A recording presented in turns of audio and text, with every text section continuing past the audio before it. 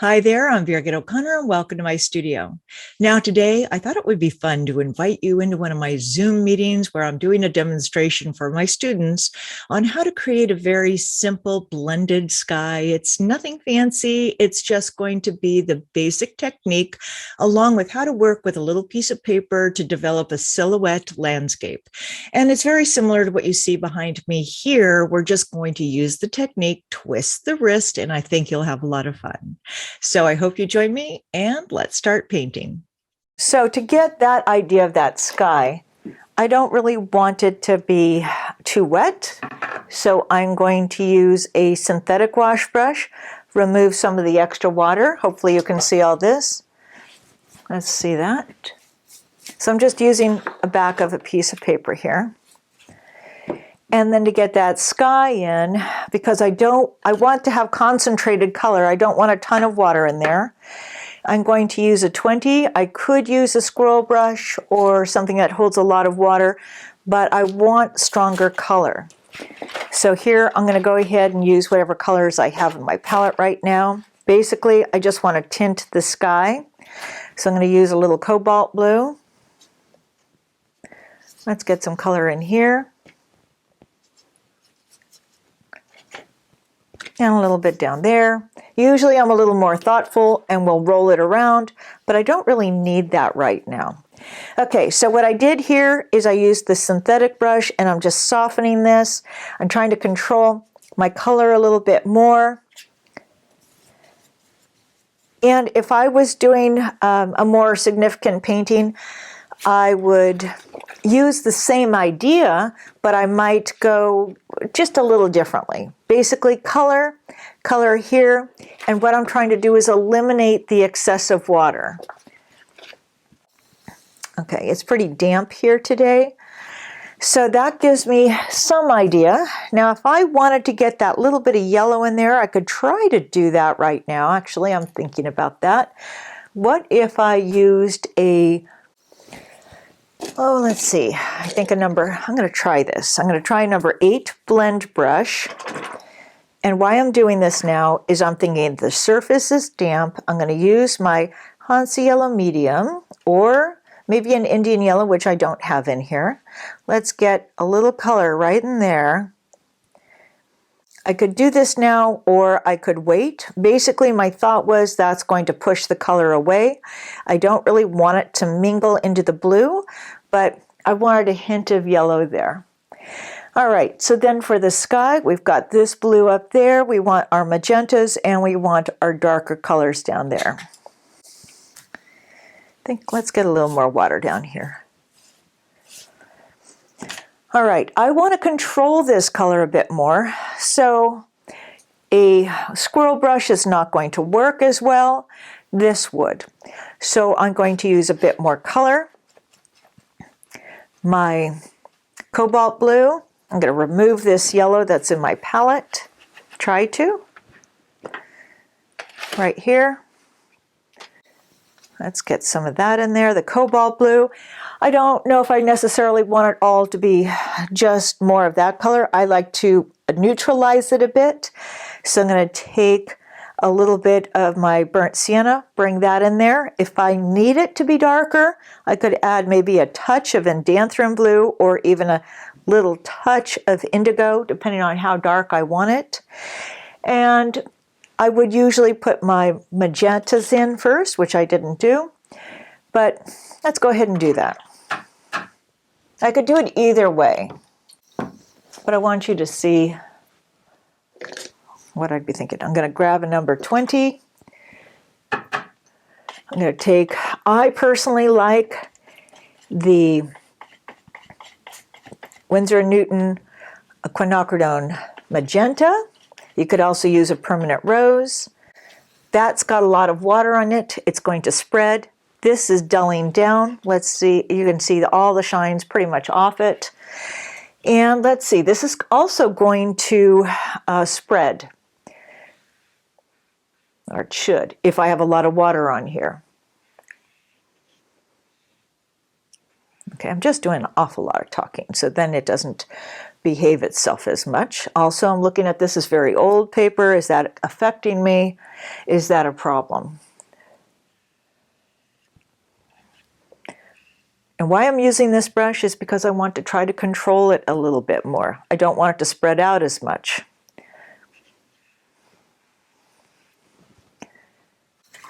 Okay, I'm going to clean that off. You can see we've got this line, it's feathering, so it's making me think, do I have a problem with my sizing?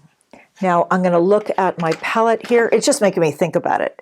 I'm going to go in here, and if you can see that this is really wet and it's crawling a bit. Is that a problem? If it's a problem, I might go a little denser with my color intensity, a little less water, maybe.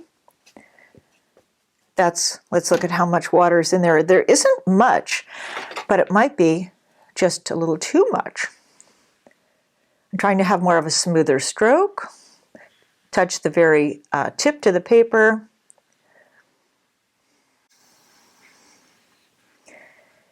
And I want to see what happens here.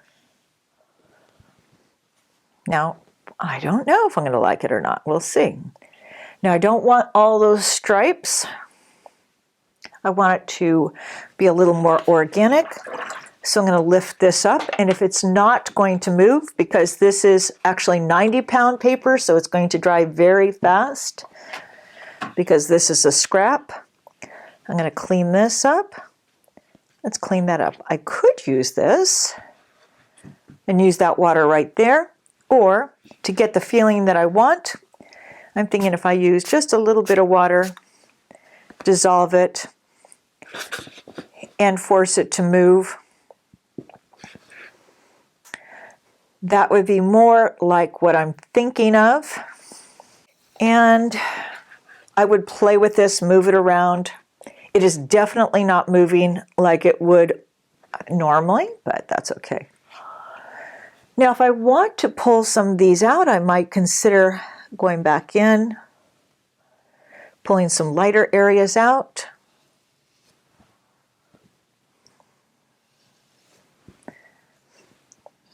And then as it dries, I might come in and find, not really edges, but I might try to develop it a bit more.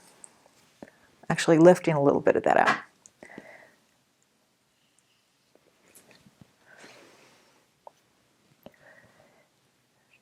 Okay, so I'm just getting a feel for how this paper is reacting. Okay, so as I pick the color up, I'm actually wiping some of that out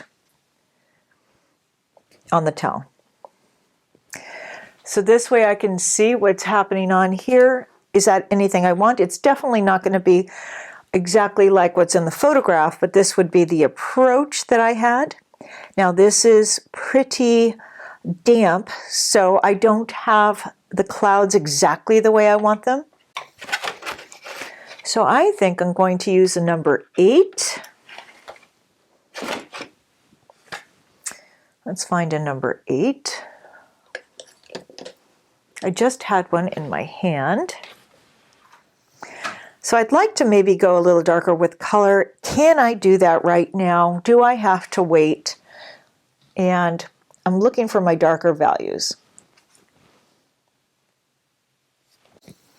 If I want to release less water, then I might even consider a synthetic.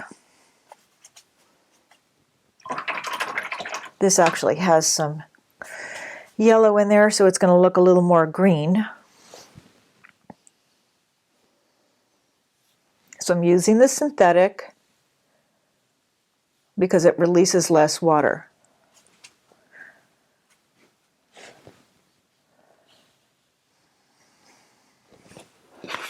And then I'm going to lift it so it moves. And now I want to try to get some of those oranges back, or magentas.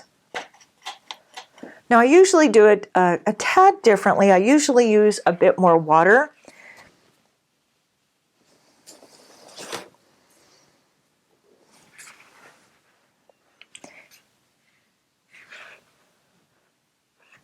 And hopefully,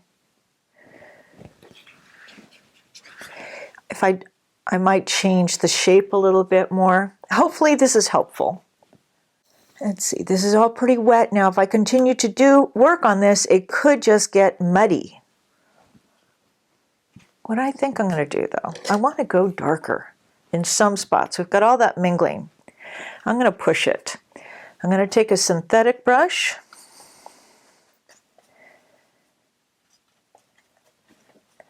I feel that I've got too much water in my palette, but I'm going to try it. Why I'm using the synthetic brush is because it's not going to release as much water.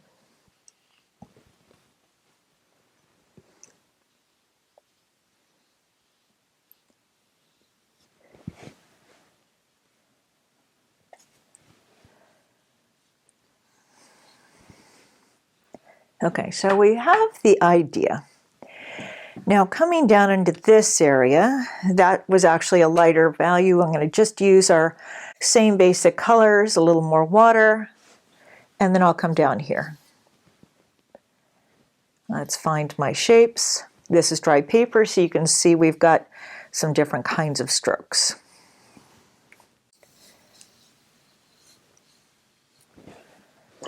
Now I could leave that. I think that's kind of interesting. I'm going to think about it for just a second.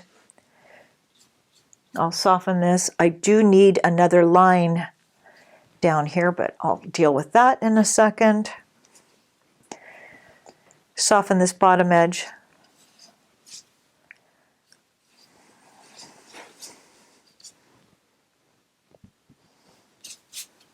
This is separating on me for some weird reason. Okay, while I'm working on this, that should have time to dry a little bit. Let's look at how wet this is. Okay, I think what I'm going to do is try to take advantage and create the silhouette. Hopefully it's not going to take off on me and go too high up in the sky. And I think I'm going to use the indigo. Now, since I want a little bit of an irregular edge, I'll use a small piece of paper. I'm looking at the feathering here. I have a slight tilt to my paper. If I leave it this way, it's all going to feather down and up. If I want to change it, I will just move it like that or lift and tilt. But I'll use our little piece of paper here. Let's see what happens. I feel that I've got not much color in here. So it may not give me what I want, but it'll give you the idea. Okay, then let's create our silhouette using our little piece of paper. Now that could be a mountain, it could be hills. Let's go ahead and scrape it all the way across and create some little, I think I'll create a little mountain. Okay, so we've got our silhouette. I love, what's wonderful is playing with that texture. This is great for our desert if we want to do that. I'm going to go ahead, let's soften this bottom part a little bit.